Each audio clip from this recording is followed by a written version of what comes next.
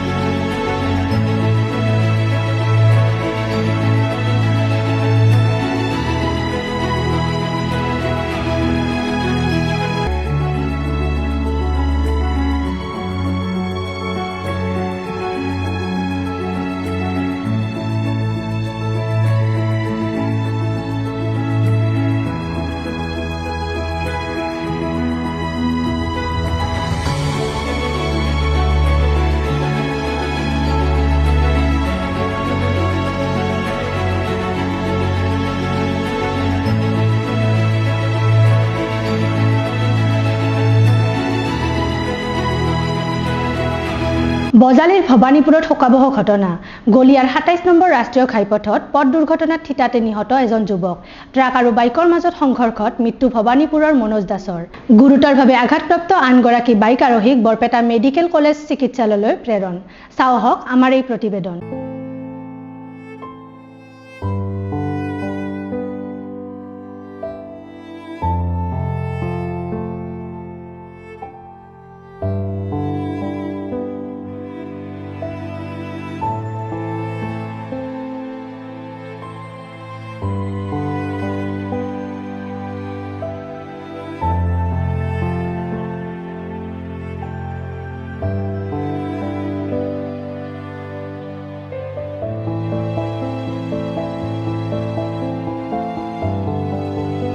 সৰভোগ আৰক্ষীৰ বৃহৎ সফলতা। ৫টাকৈ গৰু চোৰৰ গেং গ্ৰেপ্তাৰ সৰভোগ আৰক্ষীৰ। ধৃত চোৰকেইজন গোৱালপাৰাৰ ইলিয়াছ হুছেইন, শ্বাহিন আলম, জেহেৰুল ইছলাম, ৰাছিদুল ইছলাম আৰু ববিদুল ইছলাম। এখন মাৰুতি ইকো ভ্যান লৈ গৰু চুৰিৰ প্ৰস্তুতি চলোৱাৰ সময়তে সৰভোগ আৰক্ষীয়ে গ্ৰেপ্তাৰ কৰে ধৃত চোৰকেইটাক। আনহাতে আৰক্ষীয়ে জব্দ কৰে ইকো ভ্যান এখন। চাওঁ আহক সৰভোগৰ পৰা আমাৰ সাংবাদিক ৰফিকুল ইছলামে পঠিওৱা এই প্ৰতিবেদন।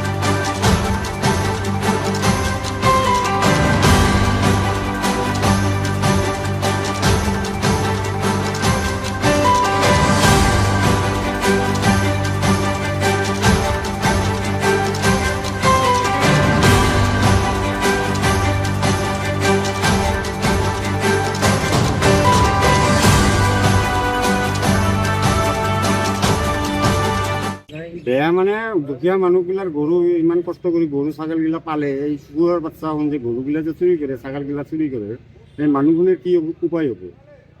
এই গৰু পুহি বা ছাগল পুহি পোহপাল দি আছে ল'ৰা ছোৱালী, আৰু এই কুত্তাৰ বাচ্চা হন এই গৰুগিলা চুৰি কৰে। আমাৰ সৰ্বক আৰক্ষীয়ে যিখিনি পদক্ষেপ লৈছে, সুন্দৰ পদক্ষেপ লৈছে। গৰু চুৰকেইটা আজি হয়তো বছৰ ধৰি তেওঁলোকক কোৰ্টত পঠাই দিছে। গৰু চোৰ একচুৱেলিতে গৰু চোৰ বুলিয়ে তাক ইনকাৰ কৰিব লাগে, গুলি কৰি মাৰি পেলাব লাগে। যিকোনো মানুহ হওক, যিকোনো মানুহ হওক, চোৰ বা ড্ৰাগছৰ এইগিলা মানুহ মাৰিয়ে পেলাব লাগে। বেয়া মানে বহুত ক্ষতি কৰে। আমাৰ কণ ল'ৰা ছোৱালী বেয়া হৈ যায়। ড্ৰাগছৰ, গৰুৰ বেপাৰৰ বা গৰু চোৰৰ বহুত ক্ষতি হয়। পাঁচজন আছে আমাৰ সৰ্বক আৰক্ষী থানাত। গাড়ীৰ মাজত চুৰি কৰে। ৰিকুপন লৈ আহে। সৰু এই ৰিকুপনবিলাক লৈ আহে ৰাতি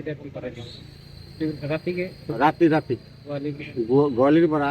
গৃহস্থটো বাগাৰীতে থাকে। তাৰ তোৰ ঘুমটি, ইয়াৰ তোৰ ঘুমটি নাই। কুত্তাৰ বাচ্চা শুনে এনেকে কাম কৰি থাকে। বিশেষকৈ গাঁৱলীয়া অঞ্চলত বেছিভাগ গৰু ছাগল যিকোনো বস্তু চুৰি কৰে। মাৰিয়ে পেলাব লাগে। মোৰ মতে মাৰি পেলাব লাগে। না, সৰ্বক থানা আমাৰ বহুত আৰক্ষী বিষয়ে কিছুমান ভাল, আৰু আমাৰ যিবিলাক পুলিচ প্ৰশাসন আছে তেওঁলোকেও বিৰাট গুৰুত্ব দিয়ে। আমাৰ ৰাইজৰ কাৰণে বহুত গুৰুত্ব দিয়ে। বহুত দূৰৰ পৰা আহিলে আমাৰ এই অঞ্চলৰ নহয় বোধহয়, হয়তো দূৰৰ। মৰিগাঁৱৰ বাগজাপত 5দিনীয়া কাৰ্যসূচীৰে ভাওনা কৰ্মশালা। জগতগুৰু নাট্য সমাজৰ উদ্যোগত আৰু অসম সত্ৰ মহাসভাৰ সহযোগত অনুষ্ঠিত এই কৰ্মশালাখন উদ্বোধন কৰে সাংস্কৃতিক কৰ্মী তথা বাগজাপ গাঁও পঞ্চায়তৰ সভাপতি প্ৰদীপ দেউৰীয়ে। চাওঁ আহক মৰিগাঁৱৰ পৰা আমাৰ সাংবাদিক মকিবুদ্দিন আহমেদে পঠিওৱা এই প্ৰতিবেদন।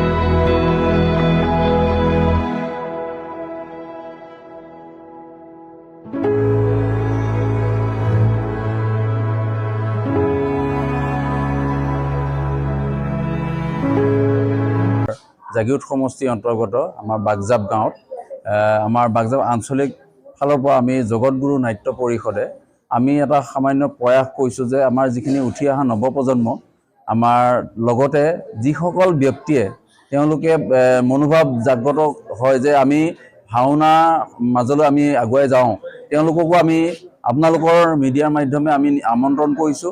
মঙলবাৰৰ পৰা ৰেজিষ্ট্ৰেশ্যনটো আৰম্ভ হৈছে, অহা কালিলৈও হ'ব।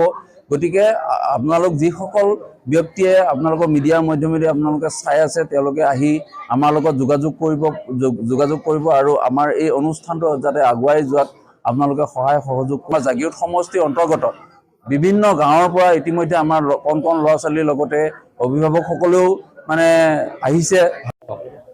আজি বাগজাপত যি ভাওনা কৰ্মশালাৰ আয়োজন কৰিছে, ভাওনা কৰ্মশালা বুলিলে ইমান 5 দিনত কৰ্মশালা এটা কৰি শেষ কৰিব নোৱাৰি, কিন্তু আমি যিমান পাৰোঁ প্ৰাথমিক পৰ্যায়ৰ যিখিনি শিক্ষা প্ৰদান কৰিবলগীয়া হয় সেইখিনি আমি দিবলৈ চেষ্টা কৰিম।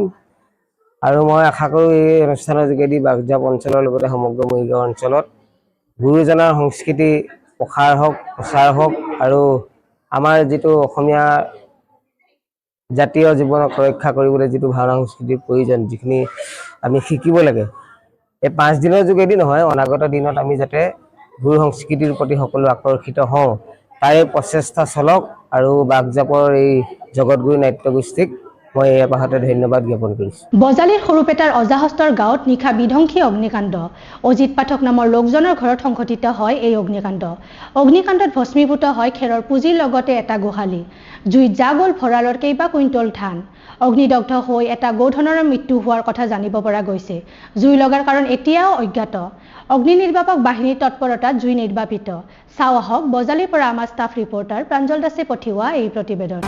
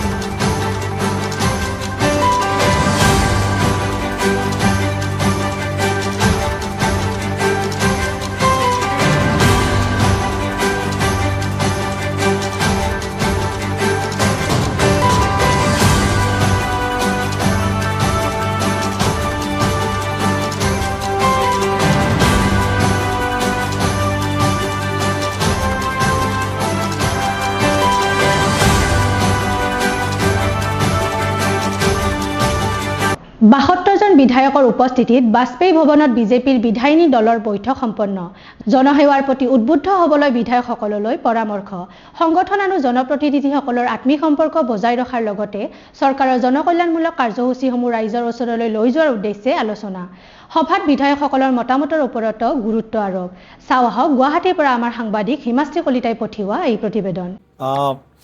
আজি বশিষ্ঠস্থিত ৰাজ্যিক কাৰ্যালয়ত ভাৰতীয় জনতা পাৰ্টিৰ নিৰ্বাচিত বিধায়কসকলৰ লগতে সাংসদসকলৰ এখন গুৰুত্বপূৰ্ণ বৈঠক অনুষ্ঠিত হয়। এই বৈঠকত 72জন বিধায়ক উপস্থিত আছিলে আৰু 5গৰাকী সাংসদ উপস্থিত আছিলে। মাননীয় মুখ্যমন্ত্ৰী ডাঙৰীয়াৰ বিশেষ মাৰ্গদৰ্শনত আৰু আগন্তুক দিনত অহা 5 বছৰ বিধায়কসকলে জনসেৱাৰ প্ৰতি সম্পূৰ্ণ ধ্যান আকৰ্ষণ যাতে থাকে আৰু ৰাইজৰ লগত যাতে সকলোৱে একেলগে সুখে দুখে থাকে, তাৰ বাবে আজি বিধায়কসকলক কিছু আমি পৰামৰ্শ আৰু আগ্ৰহ আকাৰে আমি আগবঢ়াওঁ। তাৰ লগতে সংগঠন আৰু জনপ্ৰতিনিধিৰ যি আমাৰ আত্মিক সম্পৰ্ক আছে, দলৰ যিবিলাক কাৰ্যসূচী আছে, এই সকলো কাৰ্যসূচী আৰু চৰকাৰৰ বিভিন্ন জনকল্যাণমুখী কাৰ্যসূচী সমান্তৰালভাৱে যাতে আমি সফলতাৰে আগবঢ়াই লৈ যাব পাৰোঁ, তাৰ বাবে আজি বিধায়কসকলৰ লগত আলোচনাত মিলিত হৈছোঁ আৰু তেওঁলোকৰো কিছু মত আমি গ্ৰহণ কৰিছোঁ।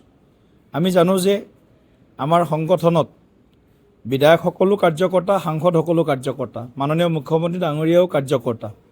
গতিকে কাৰ্যকৰ্তা হিচাপে সংগঠনত যিসকল কাৰ্যকৰ্তাই কাম কৰি আছে তেওঁলোকৰ কথাও চিন্তা কৰিব লাগিব। লগতে জনগণে যি আশা আকাংক্ষাৰে আমাৰ 82গৰাকী বিধায়কক নিৰ্বাচিত কৰিলে, সেই জনগণৰ প্ৰতিও দায়বদ্ধতাৰে নিজৰ দায়িত্ব পালন কৰিব লাগিব। গোটেইবিলাক বিষয় আলোচনা হৈছে। আগন্তুক দিনত ৰাজনৈতিক যি কৰ্মসূচী বা বিভিন্ন নিৰ্বাচন আছে, সেই বিভিন্ন উপনিৰ্বাচনকে ধৰি বিভিন্ন নিৰ্বাচন সন্দৰ্ভতো আজি আমি কিছু আলোচনাত মিলিত হৈছোঁ। গতিকে আজিৰ এই বৈঠকত আমি এক কৰ্মসূচী প্ৰস্তুত কৰিছোঁ। এই সময়ৰ ভিতৰতে আমাৰ যি বাজেটে স্বাধীন ভাৰতৰ ইতিহাসত এখন অত্যন্ত সৰ্বস্পৰ্শী সৰ্বগ্ৰাহী বাজেট, সৰ্বস্তৰৰ নাগৰিকৰ উত্থানৰ কথা যিখন বাজেটত কোৱা হৈছে, আৰু 5 বছৰ আমাৰ যি পৰিকল্পনা, আমাৰ যি সংকল্প, এই সংকল্পৰ ভেটি এই বাজেটত পৰিলক্ষিত হৈছে। গতিকে অহা 5 বছৰে আমি যিদৰে চৰকাৰখনে কাম কাজ কৰিব আৰু আমি যোৱা নিৰ্বাচনৰ সময়ত সংকল্প পত্ৰত যিবিলাক বিষয় উল্লেখ কৰিছিলোঁ, সেই বিষয়বিলাক আমি পৰ্যায়ক্ৰমে প্ৰাথমিকতাৰ আধাৰত আমি আগবঢ়াই লৈ যাম। এইবিলাক কথাও আজিৰ এই বৈঠকত আলোচনা হৈছে।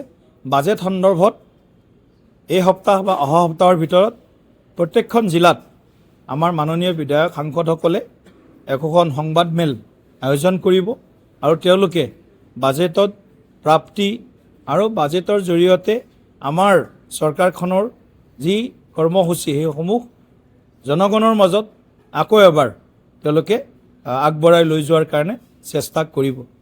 ইয়াৰ লগে লগে আমি আজিৰ এই বৈঠকত আমাৰ যিসমূহ দলীয় কাৰ্যসূচী আছে, এই দলীয় কাৰ্যসূচীসমূহত আমাৰ বিধায়ক, সাংসদ, নিৰ্বাচিত জনপ্ৰতিনিধিসকলে সন্মুখৰ পৰা তেওঁলোকে নেতৃত্বও দিব, উপস্থিতো থাকিব আৰু দলৰ সংগঠনৰ বিস্তাৰৰ কাৰণেও তেওঁলোকে কাম কৰিব। গতিকে এনেধৰণে আমাৰ আজিৰ বৈঠক ৰাজনৈতিক দৃষ্টিকোণেৰে আৰু সাংগঠনিক দৃষ্টিকোণেৰে আৰু অসমৰ সৰ্বাংগীন বিকাশৰ দৃষ্টিকোণেৰে আজি আমি সকলোবিলাক বিষয় প্ৰথমবাৰৰ বাবে আলোচনাত মিলিত হৈ অহা 5 বছৰৰ কিছু আমাৰ পৰিকল্পনা প্ৰস্তুত কৰিছোঁ। উপনিৰ্বাচনটো আমাৰ কাৰণে সহজ নহয়। এই উপনিৰ্বাচনটো কঠিন নিৰ্বাচন, কিন্তু আমি এই নিৰ্বাচনত প্ৰতিদ্বন্দ্বিতা কৰিম আৰু ৰাইজৰ প্ৰতি আহ্বান থাকিব যাতে ৰাইজে উন্নয়নৰ পক্ষত অৱস্থান কৰে আৰু যেনেধৰণে বিগত বিধানসভা নিৰ্বাচনত ৰাইজে আমাক সমৰ্থন কৰিছিল একে সমৰ্থন বা তাতকৈ ভাল সমৰ্থন অহা নিৰ্বাচনসমূহত নিশ্চিতভাৱে ৰাইজৰ পৰা আমি আশীৰ্বাদ আকাৰে আশা কৰিম আৰু আমি মিচিং স্বায়ত্তশাসিত পৰিষদ হওক সোণোৱাল কছাৰী স্বায়ত্তশাসিত পৰিষদ হওক ঠেঙাল কছাৰী স্বায়ত্তশাসিত পৰিষদ হওক বা তিৱা অট'নমাছ কাউন্সিলৰ কথাই হওক বা শিলচৰ পৌৰসভাৰ নিৰ্বাচনেই হওক এই আটাইবিলাক নিৰ্বাচনত আমাৰ দলে আমি আমাৰ প্ৰস্তুতি আৰম্ভ কৰিছোঁ ডিব্ৰুগড়ৰ মনোহাৰী ৰিজৰ্টত এক বিশেষ মুহূৰ্ত ৰাজ্যপাল লক্ষ্মণ প্ৰসাদ আচাৰ্যৰ সৈতে ছাত্ৰ ছাত্ৰীৰ অন্তৰংগ আলাপ ৰাজ্যপালগৰাকীয়ে মিলিত হৈ মনোহাৰী প্ৰাথমিক বিদ্যালয়ৰ কণ ছাত্ৰ ছাত্ৰীসকলৰ সৈতে চাওঁ হওক ডিব্ৰুগড়ৰ পৰা আমাৰ সাংবাদিক শিল্পী শিখা দাসে পঠিওৱা এই প্ৰতিবেদন